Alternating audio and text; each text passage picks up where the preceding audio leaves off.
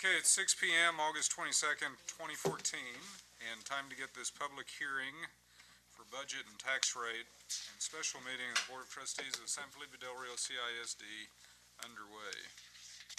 Looks like there are 6 members in attendance. Mr. Overfeld, we have a quorum, correct? Yes, sir, we do. Let the record show that a quorum of the board members are present, that this meeting has been duly called, and notice of this meeting has been posted in accordance with the Texas Open Meetings Act, Texas Government Code, Chapter 551. At this time, if you'd stand for opening ceremonies. First, a moment of silence.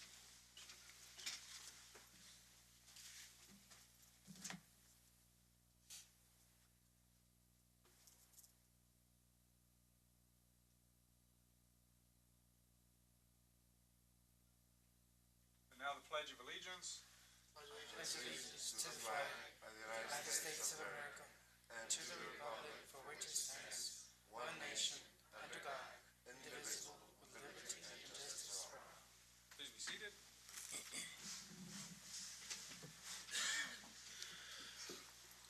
Okay, now that we are officially open and in session, that brings us on your agenda to agenda item 5, public hearings. A being the 2014-2015 budget and tax rate. Ms. Yannicani Valdez, CFO, is presenting.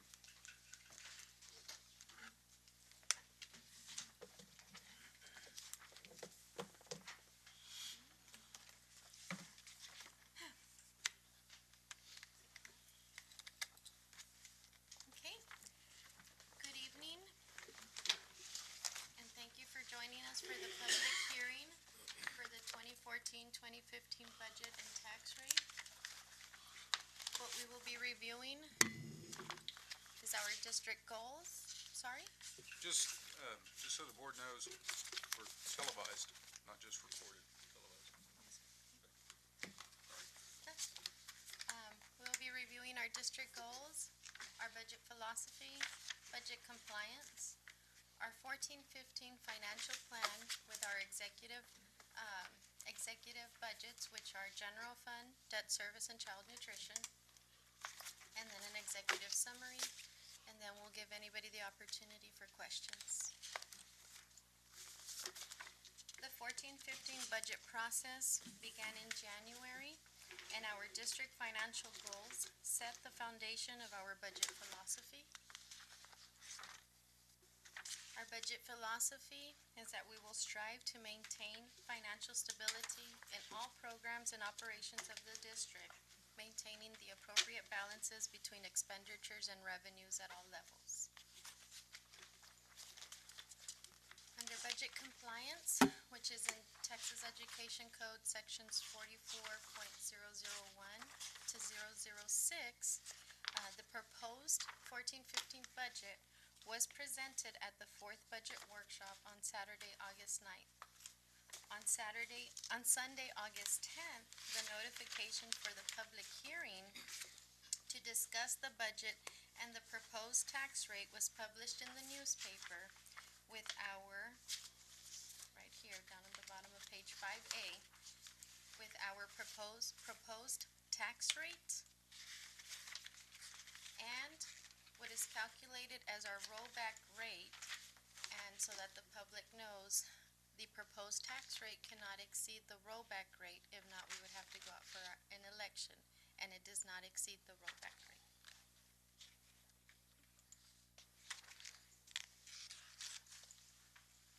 Our 14-15 financial plan, these are the highlights. We're proposing a balanced budget for all funds, which is general fund, food service, or child nutrition, and debt service, for a total of $90,767,099. We are proposing the tax rate, which includes a reduction to the INS tax rate of 0.0045.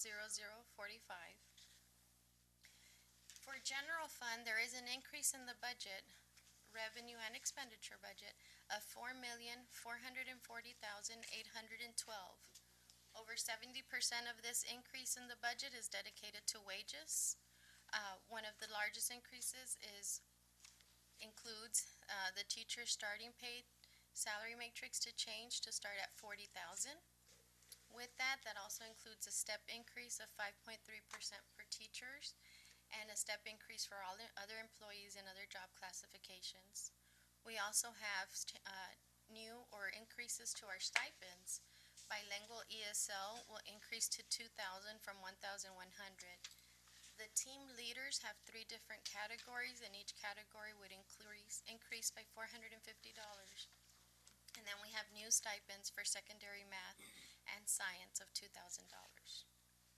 We also, within our financial plan, continue to offer free health and life insurance for our employees, and this year we will begin to focus on health awareness. Our plan also includes the Technology 121 initiative, Leader in Me, and construction commitments. Our property tax information, our total tax rate is 1.1679 for $100 of taxable property value. The M&O tax rate is at $1.04.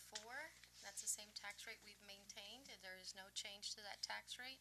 And the INS tax rate is the one that reduced, and that one is at 0.1279. Again, our total tax rate is less than our rollback tax rate, so we do not have to go out for a tax election. I will explain in more detail on the next slide our certified property values, but we are mandated to collect at 98%. And for the tax bill for the average residents, the increase in property value is why they will see an increase in their average tax due.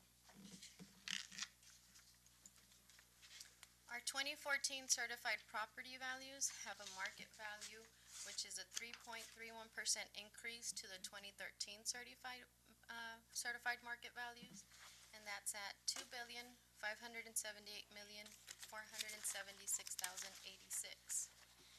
51% of our market value is categorized as single or multifamily residence and vacant lots, and 18.9% is categorized as commercial, and we've listed out our top 10.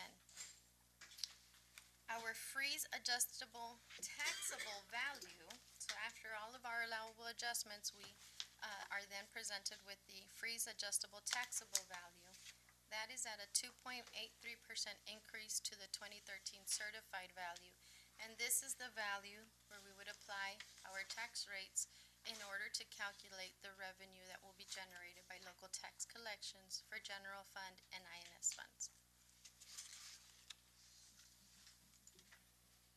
Our general fund is our main operating fund for the school district. The most significant source of revenue for the general fund are state funding and property tax receipts. Again, the general fund portion of the tax rate is 1.04.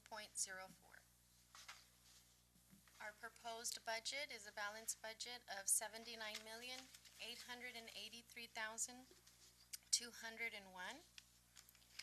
Our projected fund balance at the end of this fiscal year, which is August 31st, 2014, is at $49,458,000.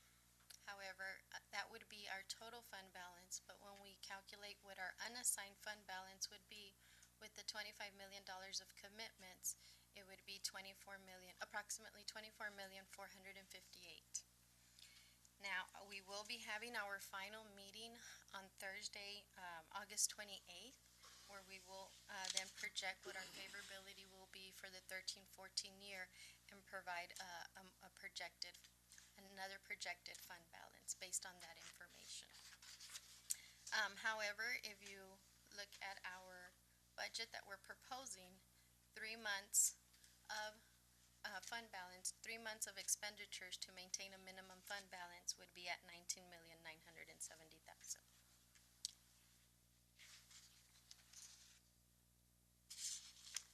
Our general fund revenue, again, the proposed revenue is an increase of $4,440,812. This is in comparison to the budget we adopted last year during this session. This is due to an increase of local tax collections of about $550,354, and an increase in state revenue of $3,783,313.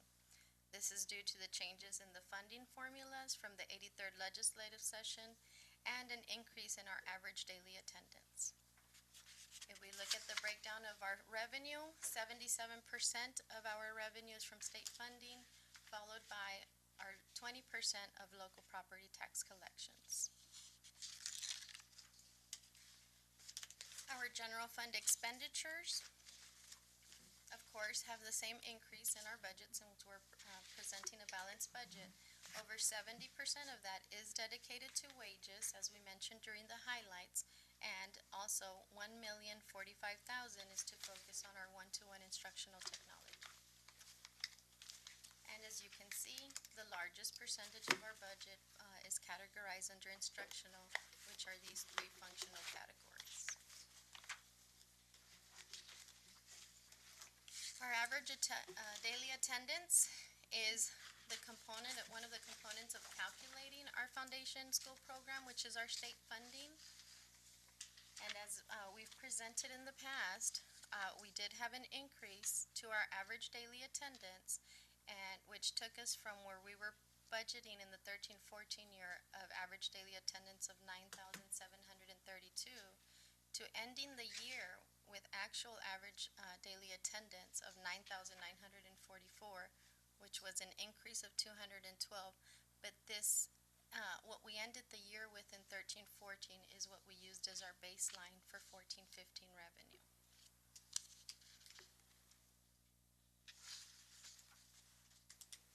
Our special population is also very important to calculate state funding. These special population groups have allotments greater than one. The reason they have allotments greater than one is because of the increased funding necessary for the education of these students. Most of the programs have a regular trend, but as we've mentioned before, we are integrating our students out of resource room into mainstream under special ed, and then we are increasing the programs that we are offering under CTE. So those two are the ones with the differences. The rest of them have a constant trend. Our next fund is the Child Nutrition Fund. This is a government fund that is used for programs using federal reimbursement revenues originating from the United States Department of Agriculture. Our proposal is also a balanced budget, and this is for $6,578,378. The projected fund balance at year end is $919,844,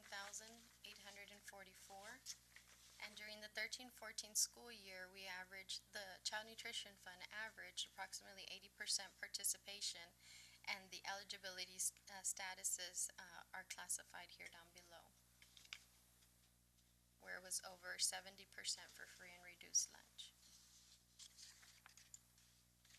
Our debt service fund is also called interest and sinking.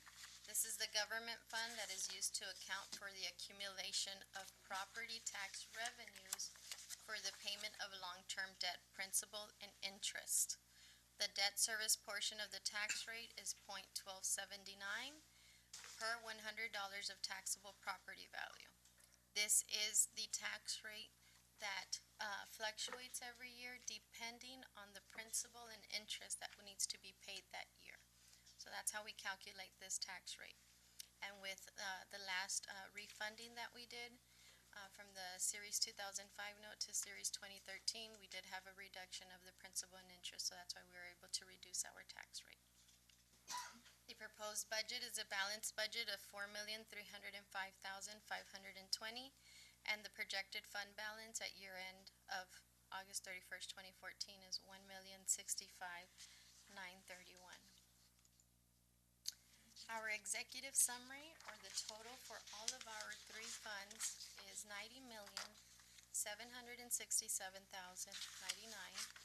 Again, the majority of our funding being generated by state revenue, and the majority of our budget is in instruction. Now, under HB 3, which is under Texas Education Code 39.08, it requires that our final approved budget be posted on the school district website, and I will take you to the site where we will be posted once the document is signed. On our main web down to financial transparency. Under budget, it will be posted right here as our executive summary. We also, once we have our audit completed, we'll post our audit information, and we maintain our debt information, our check registries, our monthly payroll summaries, our investment reports, and we will also update our tax rate.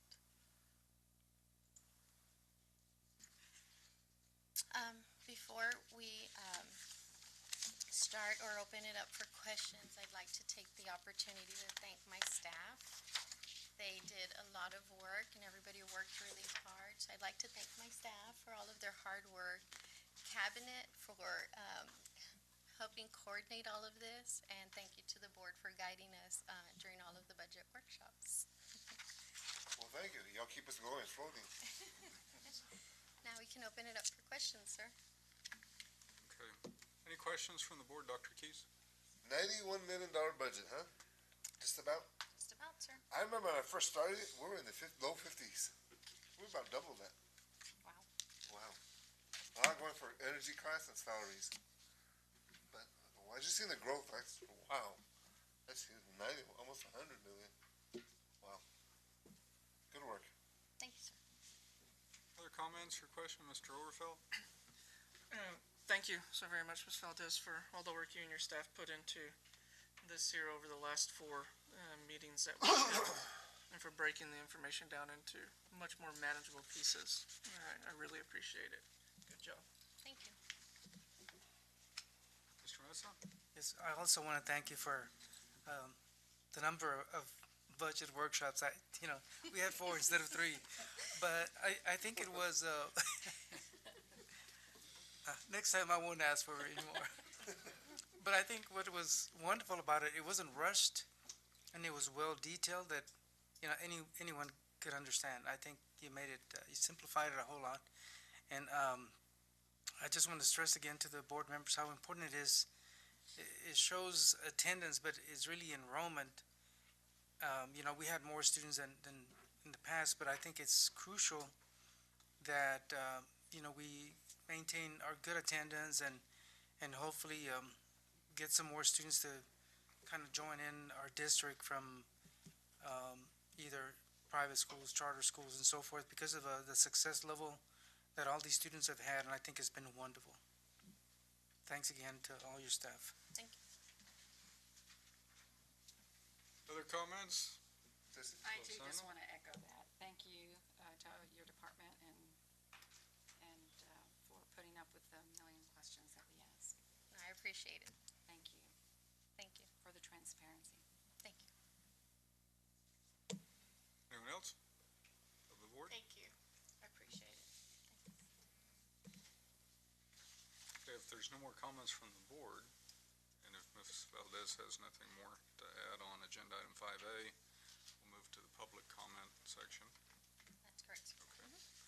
Okay, so at this time, for agenda item 5B, public comment, so we will wait an appropriate moment to see if there are comments from the public.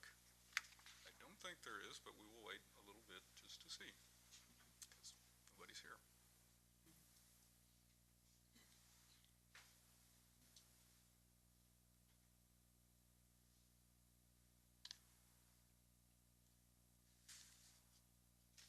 Okay.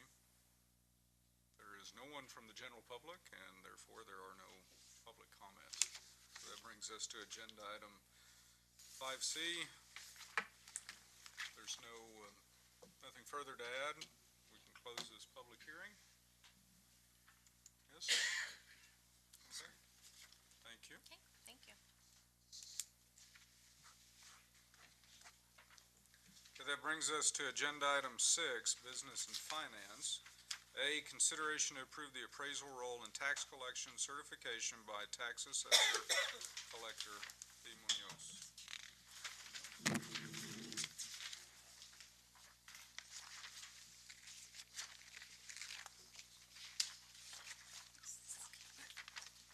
Good evening, everyone, Mr. President, board members, and all these wonderful, hardworking people with your budgets. Today, it's another year again. I bring the certification of the 2014-2015 appraisal roll and taxable values and anticipated collections. And I'm going to read this. The following is to certify that I received the 2014-2015 San Felipe Del Rio Consolidated Independent School District appraisal roll and taxable values from the Valverde Appraisal District as follows. Assessed value of $2,295,050,550 minus total exemptions of $698,826,804 and frozen taxable values of $140,160,532 less transfer adjustments of $407,504 equaling $1,455,648,710. If calculated at the proposed tax rate of 1.1679, the 2014-2015 rates would be as follows. The M&O rate would be 1.04. The INS rate would be 0.1279, making it a total of 1.1679. When applying these rates, there would be a collectible amount of $15,138,747 in M&O and $1,861,775 in INS. And if collected at 100%, it's $17,521,000. In addition to that figure, the gross frozen levy is $1,045,129. I would collect $930,674 in M&O taxes and $114,455 in INS taxes. The total M&O taxes to be collected at 100% is $16,069,421, and the total INS taxes is $1,926,230, making a total collectible amount of $18,045,650. I anticipate collecting about 98% of the collectible amount. Let's see that happen. Thank you very much. Thank you. Thank you, Ms. Munoz. Any questions? Any questions on this item for Ms. Valdez or Mrs. Munoz?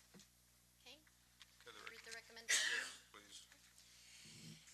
It is the recommendation of the administration that the Board of Trustees approve the district's appraisal roll and the estimates of the total taxes collectible as presented in the attached certification letter by Beatrice I. Munoz. For the recommendation, is there a motion to accept? Mr. Overfelt has motioned. Is there a second? Ms. Lozano has second. All in favor by a show of hands? It's unanimous. Motion carries. Agenda item 6B, consideration to approve the 2014-2015 district official budget, including district organizational chart, job classifications, and pay schedules. Ms. Valdez, once again. Thank you. As presented during the public hearing, I will now read the 2014-2015 budget. It was prepared in a timely manner before August 20th, and the notice was also published in the Del Rio News Herald on August 10th. And I will begin reading for each fund the budget. The total estimated revenue for 2014-2015 general fund is $79,883,201 with 35 cents. Estimated expenditure is $79,883,201 with 35 cents, with an estimated fund balance of August 31st, 2014 of $49,458,432. The food service budget has estimated revenue of $6,578,378 with 55 cents, and estimated expenditures of $6,578,378 with 55 cents, with an estimated fund balance at the end of the fiscal year of $919,844. The debt service is budgeted with an estimated revenue of $4,305,520 with 2 cents, and an expenditure of $4,305,520.02, with the estimated fund balance at the, it says start here, at the start of the fiscal year of $1,065,931. The total combined official district budget is at $90,767,099 with 92 cents, and an estimated combined fund balance of $51,444,207. Along with the district official budget, we have also included the the compensation plans as per DEA local. The compensation plans include our salary structures, our job classifications and matrices, our stipends, our substitute rates, and our extra duty rates.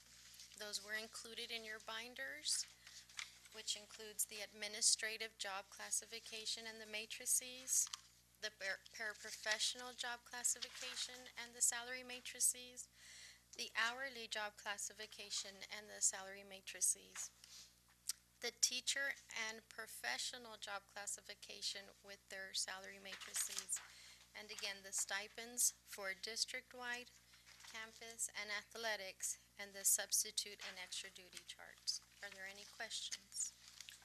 Questions? Questions? Okay, if I may read the recommendation. It is the recommendation of the administration for the approval of the 2014-2015 district official budget, which includes the general fund budget, the debt service budget, and the food service or child nutrition budget, and the district compensation plans to include the job classifications, the salary structures, the stipends, substitute, and extra duty pay. For the recommendation, is there a motion to accept? Mr. Mesa has motion, Dr. Keyes has second. All in favor by a show of hands. Unanimous, motion carries. That brings us to agenda item 6C, consideration to adopt the ordinance setting the M&O tax rate as 1.040000 and the INS tax rate of 0.1279.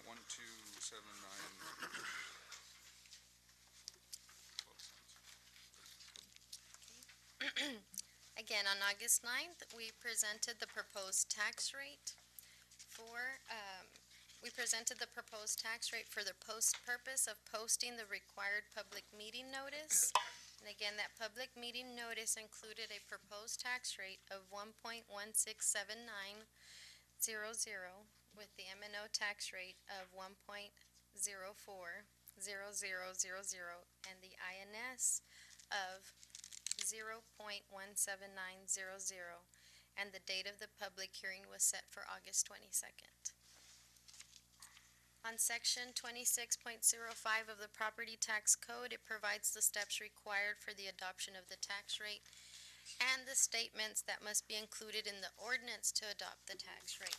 The ordinance is included, I believe, on page 12 of your packet. So if I may, I will read the ordinance. August 22nd, 2014, ordinance for setting the tax rate. On this date, we, the Board of Trustees of San Felipe Del Rio Consolidated Independent School District, hereby levy or set the tax rate per $100 valuation for the district for the tax year commencing on the first day of September 2014 and ending on the 31st day of August 2015, at a total tax rate of 1.1679 to be assessed and collected by the duly specified assessor and collector as follows. 1.040000 for the purpose of maintenance and operation, and 0.127900 for the purpose of payment of principal and interest on debt. I move that the property tax rate be increased by the adoption of the tax rate of 1.16790,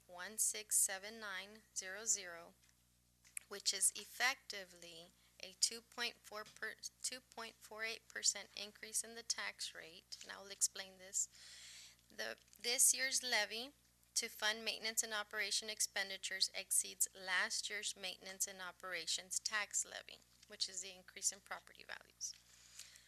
With that, the following statements must be included in our ordinance as well.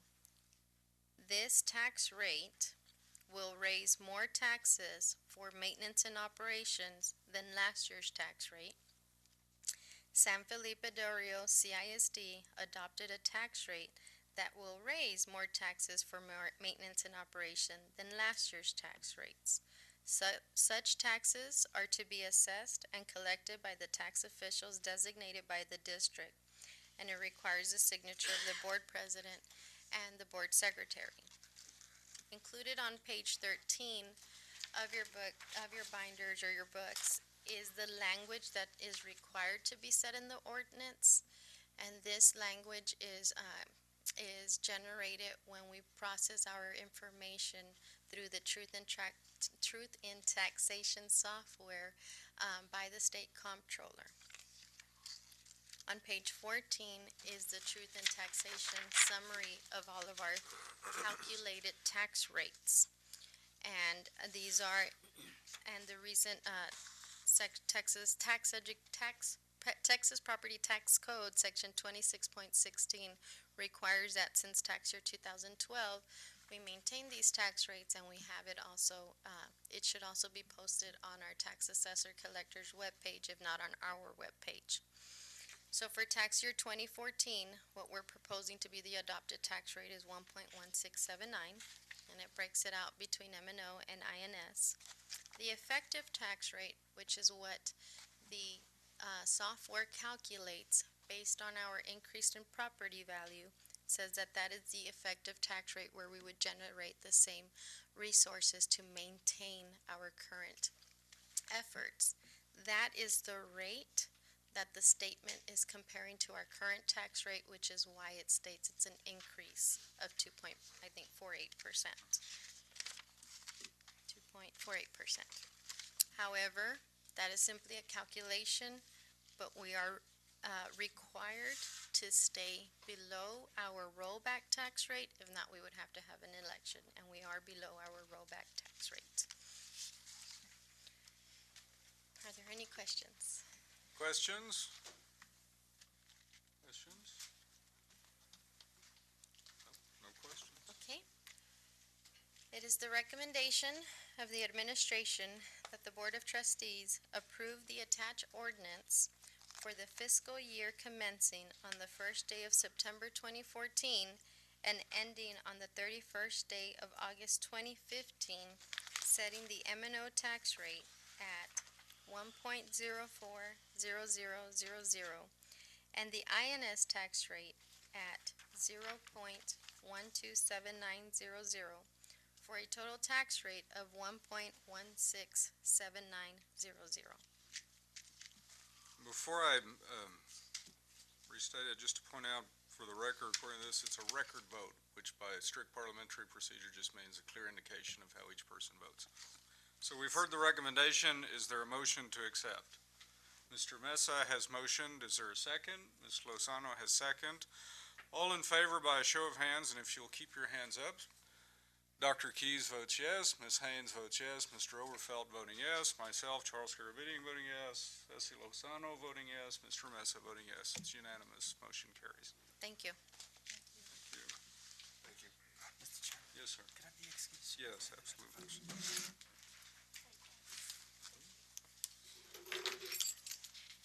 Thank you, Ms. Haynes, Mr. Mesa. Just for the record, there is 4 in attendance, so we still have a quorum. Mr. Mesa and Ms. Haynes had pressing engagements they needed to get to, but we're certainly appreciative that they stayed through the actual adoption. Now of we the can make some budget. big changes. Now we can. Just kidding. Ms. Yana, can I go back there, please? Just kidding. Just kidding. Okay, all right. Again, there are 4, so we do have a quorum. Moving on through the agenda, we are past 6C. You know, of course, there's nothing under 7 or 8 or 9. Under 9, under the consent agenda, there are a few items. There is item E1, F1, 2, 3, G, G1, 2 and 3, and looks like that's it under the consent agenda. So, does anyone wish anything on that consent agenda to be pulled for discussion or a question? No? Everybody okay with the consent agenda? There are a couple routine contracts, a donation. Okay, then is there a motion to approve the items on the consent agenda? Ms. Lozano has motion, Mr. Overfelt is second. All in favor by a show of hands? Unanimous, motion carries.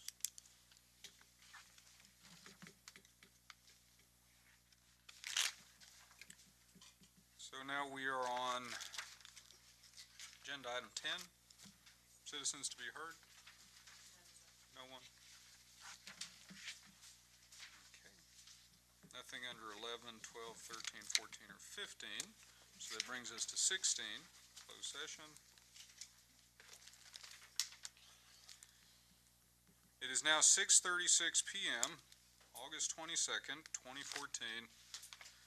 And the Board of Trustees will recess this open session and convene a closed meeting in accordance with the Texas Open Meetings Act, Texas Government Code, Chapter 551, Subchapter D and E.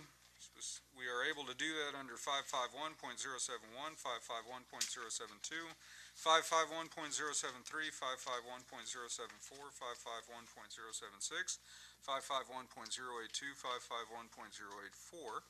Specifically, tonight, pursuant to 551.074, discussion of personnel or to hear complaints against personnel.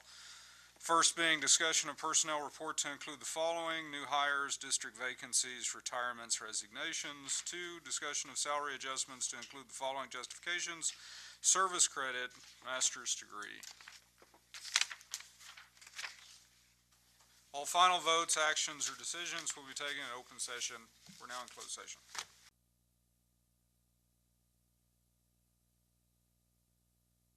Okay, it's now 7:35 p.m., August 22nd, 2014. And the Board of Trustees will now reconvene in accordance with the Texas Open Meetings Act, Texas Government Code, Chapter 551, Subchapter D and E. No action was taken in closed session. So now that we are back in open session, we're on agenda item 17, reconvene to open session. First item is A, consideration to approve the personnel report to include the following: new hires, district vacancies, retirements, resignations. Dr. McNamara.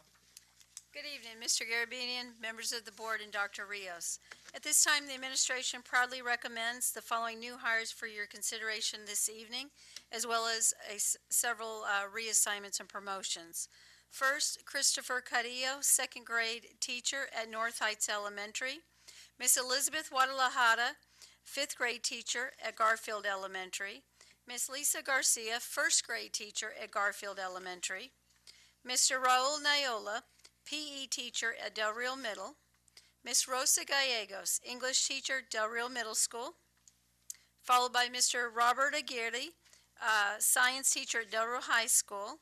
Miss Ida Ashley, math teacher at Del Rio High School. As well as Mr. Israel Carrera, assistant principal at Del Rio High School. And those would conclude our new hires. And then our reassignments and promotions would be Miss Velma Valdez, Title I evaluator for federal programs. Miss Patricia Ojeda, dyslexia teacher for the special ed department. Maricela Mijares, dyslexia teacher. And finally, Miss Catalina Galindo, also dyslexia teacher for the district. For the recommendation, is there a motion to accept? Mr. Overfelt is motion, Dr. Keys is second. All in favor by a show of hands. Unanimous, motion carries. Thank you. Have a great evening. Thank you. Thank you. And just for the record, 17B, there was no salary adjustments, no master's degrees, nothing like that. Nothing under 18, superintendent's report. So that brings us to agenda item 19, adjournment. Being no further business before this board, is there a motion to adjourn? Mr. Overfelt is motioned. Is there a second? Is there a second? Dr. Keys is second. All in favor by a show of hands. Unanimous. Motion carries. We are adjourned. Thank you.